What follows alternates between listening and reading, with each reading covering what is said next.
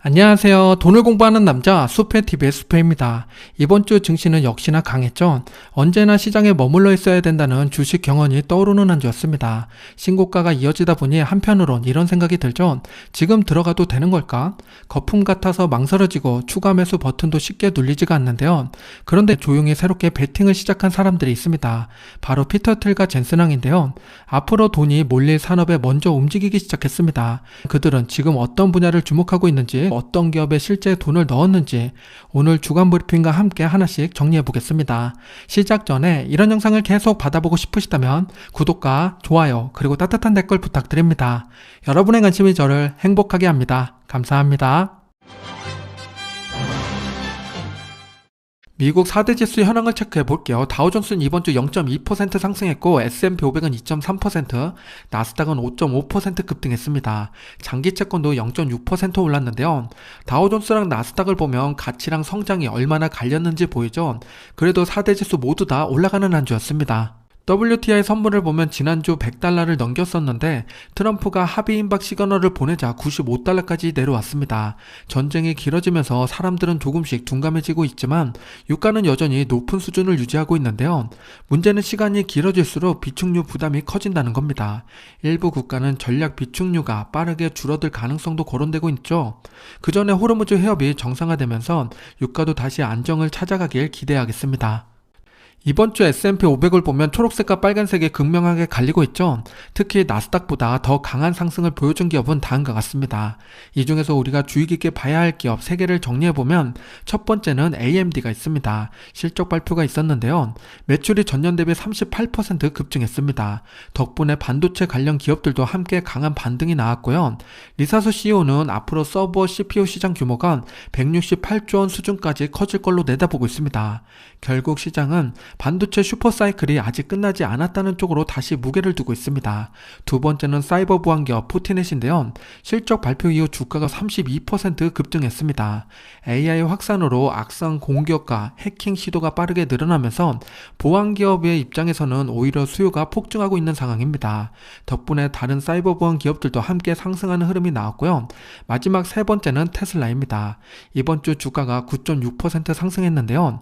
중국 판매량이 4월 기준 전년 대비 36% 급증하면서 총 판매량이 7만 9천 대가 됐습니다. 한국에서도 3개월 연속 수입차 판매 1위를 차지하고 있는데요.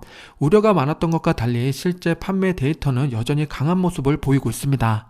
테마 ETF 바로미터를 볼게요. 섹터는 정보기술이 신고가를 경신했고 에너지는 4.9% 하락했습니다. 가치랑 성장을 놓고 보면 대형주는 모두 같이 신고가를 경신했고 중앙성장주는 0.9% 올랐습니다.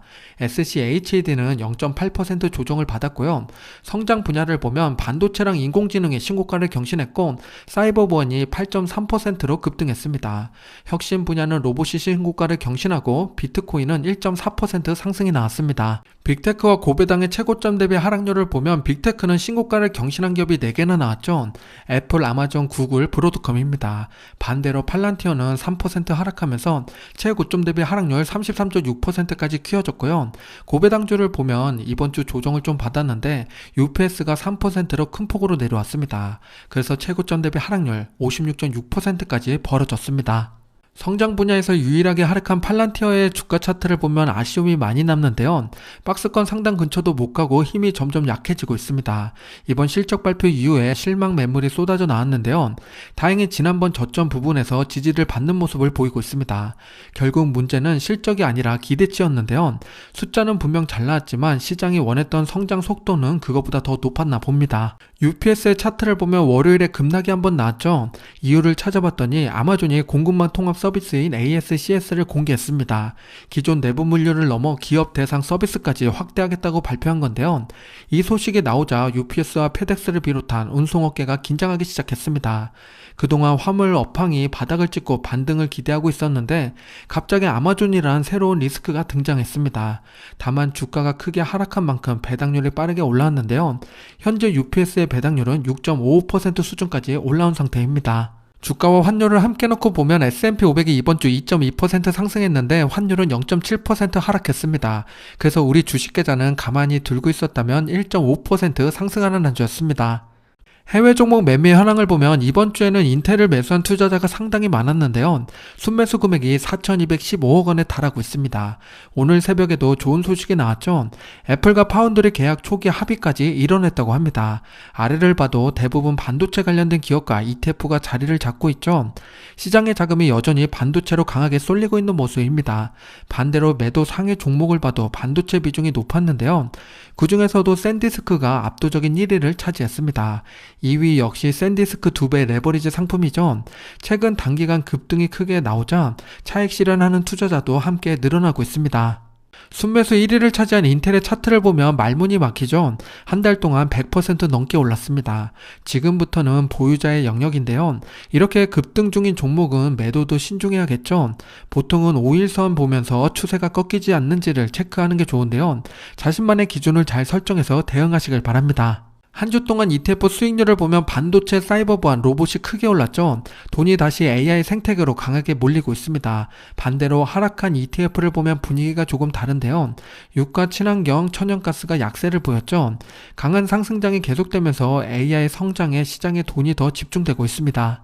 우리 주식 계좌의 중요한 이슈가 되는 이번 주 기사 5가지를 보겠습니다. 첫 번째는 미국 고용 보고서인데요. 비농업 고용이 11만 5천 명 증가하면서 시장 예상치를 상회했고 실업률도 4.3%를 유지했습니다. 고용 시장이 아직 안정권이라는 신호가 나오자 시장은 크게 흔들리지 않았죠.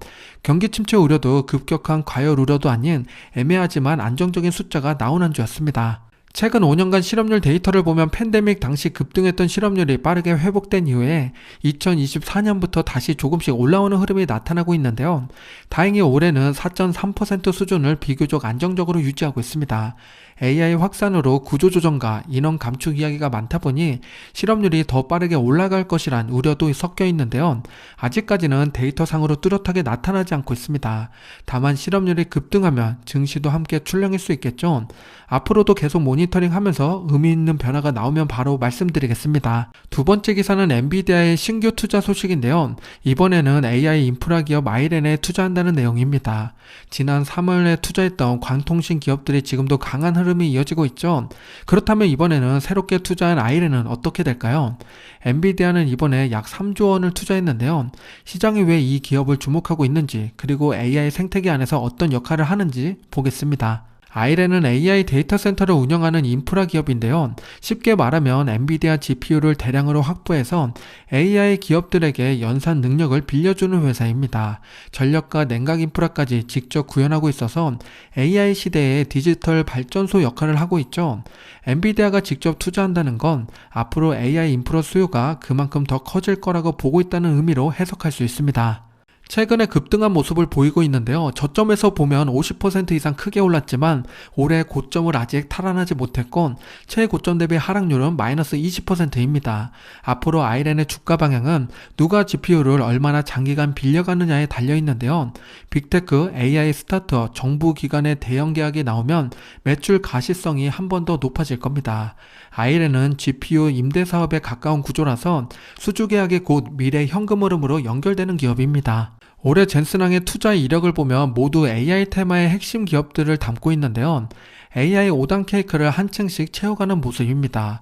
이 중 가장 큰 금액으로 들어간 기업은 코닝으로 무려 47억 달러 투자가 되어 있고요. 나머지 기업들도 대부분 20억 달러 규모로 투자를 진행했습니다. 흥미로운 점은 AI라는 하나의 테마 안에서 광통신, 인프라, 클라우드, 데이터 이동 처리처럼 산업을 세분화해서 분산 투자를 하고 있는데요. 젠슨항이 지금도 투자를 멈추지 않고 계속 늘리고 있다는 건 AI 산업의 성장 사이클이 아직 끝나지 않았다고 보고 있다는 의미입니다. 젠슨항에 투자하고 있는 기업들의 올해 수익률을 보면 가장 눈에 띄는 건 인텔이죠. 무려 239% 상승하면서 압도적인 흐름을 보여주고 있는데요. 다른 기업들도 대부분 100% 안팎으로 상승률을 기록하고 있고 AI 테마의 강한 흐름이 이어지고 있습니다. 반면 아직 아쉬운 모습을 보이는 기업도 있는데요. 대표적으로 설계 기업 시노십스가 있습니다. 그리고 아이렌은 이제 막 투자를 시작했기 때문에 초기 단계 기업이라고 볼 수 있겠죠. 앞으로 이 두 기업이 AI 생태계 안에서 어떤 위치를 차지하게 될지 계속 지켜봐야겠습니다. 젠슨항이 올해 투자한 기업들을 연결해보면 하나의 AI 생태계가 만들어지죠. 재밌는 건 아직 비어있는 분야가 있다는 건데요.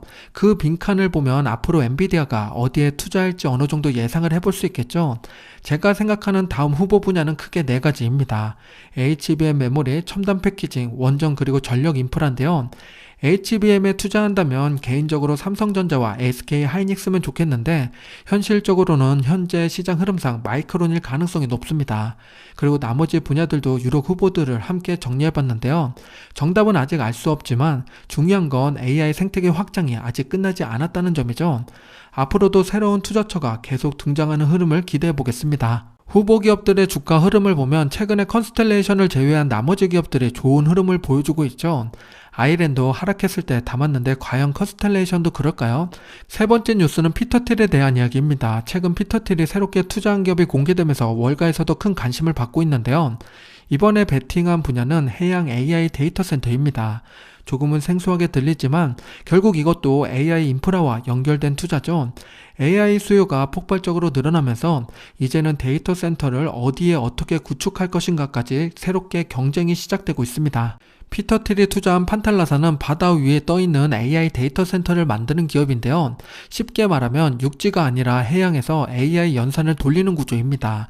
바닷물을 활용해 냉각 비용을 줄이고 파도와 해상 에너지를 전력으로 활용하는 방식입니다.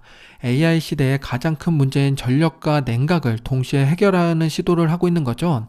결국 피터 틸은 AI의 다음 단계로 에너지와 인프라를 보고 있는 모습입니다. 판탈라사가 공개한 오션3는 바다 위에 떠있는 초대형 AI 데이터 센터 프로젝트인데요. 지금 보고 계신 것은 모형이고 실제 길이는 85m입니다. 2026년 시범 운영을 시작하면서 2028년에는 상용화를 목표로 하고 있습니다.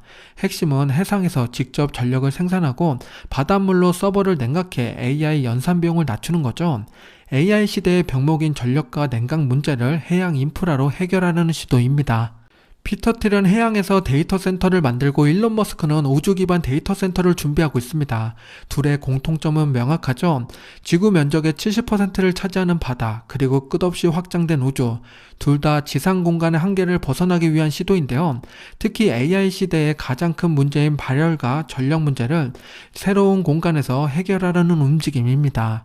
이들은 이제 지상 인프라만으로 한계가 있다고 보고 있는 거죠. 우주 산업은 이미 다양한 기업들이 움직이고 있지만 앞으로 해양 인프라 역시 새로운 테마로 떠오를 가능성이 있겠습니다. 아쉽게도 판탈라사는 아직 직접 투자할 수 있는 상장 기업이 아니죠. 대신 AI 전력 인프라에 투자하는 ETF가 있습니다. AIPO인데요. 개별 기업 투자가 부담이 된다면 이런 ETF를 활용하는 것도 좋고요. 반대로 구성 종목을 직접 분석하면서 간신 기업을 공부해보는 것도 좋은 접근입니다. 결국 중요한 건 내 투자 성향과 리스크 범위에 맞게 선택하는 것입니다. 지금까지 피터 틸과 젠슨항의 투자처를 함께 살펴봤는데요. 두 사람 모두 AI 인프라 투자에 굉장히 진심이죠. 여기서 중요한 포인트는 앞으로 병목이 발생할 분야 혹은 해결해야 될 문제가 있는데 투자하고 있다는 점입니다. 전력, 냉각, 데이터 이동, 인프라 확장처럼 AI 시대에 꼭 필요한 영역을 먼저 선점하고 있는 거죠. 우리도 지금 투자하고 있는 기업이 같은 방향으로 움직이고 있는지 점검해야겠습니다. 네 번째 기사는 클래리티 법안에 대한 내용입니다. 이번 이슈는 단순한 코인 이야기가 아닌데요. 미국이 앞으로도 달러 패권을 유지할 수 있는지 그 방향이 결정되는 중요한 갈림길입니다. 디지털 자산 시대가 본격적으로 열리고 있는데 미국이 이 흐름을 직접적으로 주도할 것인지 아니면 새로운 금융 질서를 다른 나라로 넘기게 될지 시장은 그 부분을 주목하고 있습니다. 기축통화인 달러가 지금까지 살아온 과정을 보면 흥미로운 흐름이 보이는데요. 처음 미국은 달러를 금과 연결시켰습니다. 1944년 오직 달러만 금과 직접 교환할 수 있고 다른 나라 화폐는 반드시 달러를 거쳐야 됐습니다. 그렇게 약 30년 동안 달러는 세계 화폐의 중심에 서게 됐죠. 하지만 시간이 지나면서 그 신뢰가 흔들리기 시작하자 미국은 새로운 구조를 만들어냅니다. 석유를 달러로 거래할 수 있게 만든 페트로달러 체제인 거죠. 1975년 이후부터 달러는 다시 한번 기축통화의 위상을 강화했습니다. 그리고 약 50년이 지난 지금 달러 패권이 또다시 도전을 받고 있는데요. 미국이 이번에 꺼낸 카드는 바로 클래리티 법안입니다.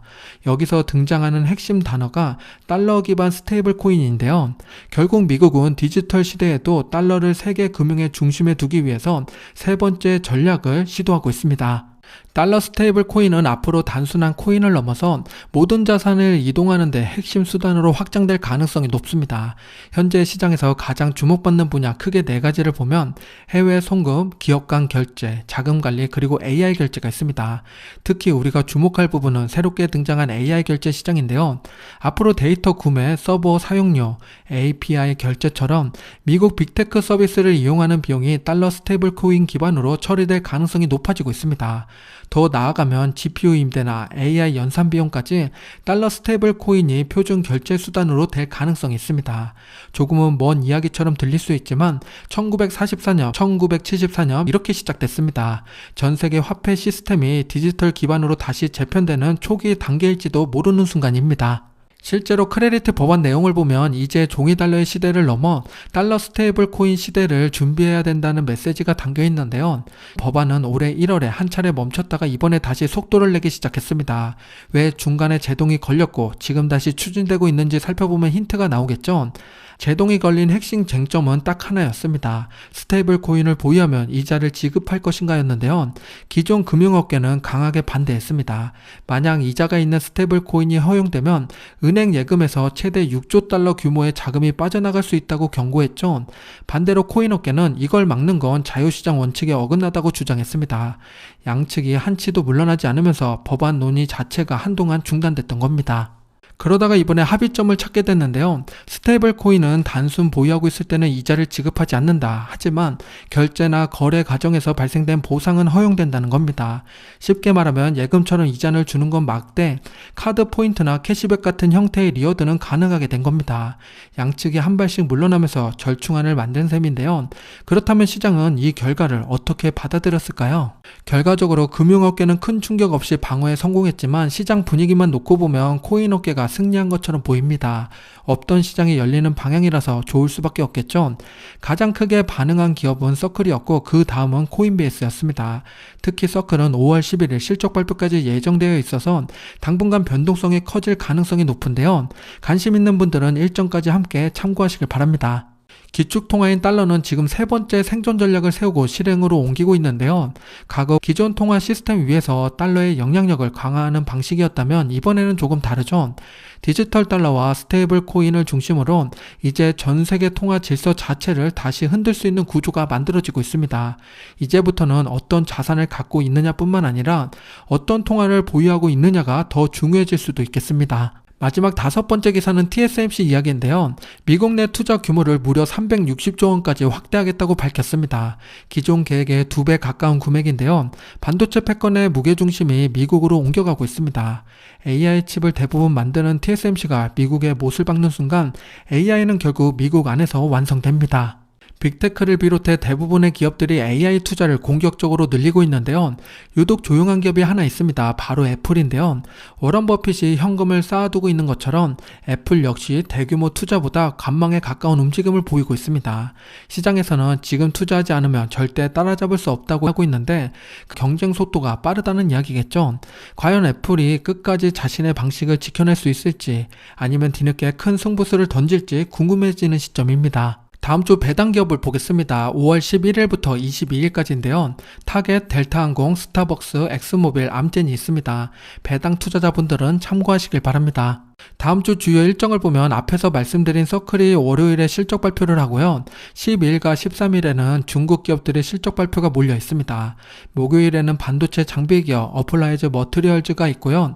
경제지표로 보면 12일에는 소비자 물가지수, 13일에는 생산자 물가지수가 발표됩니다.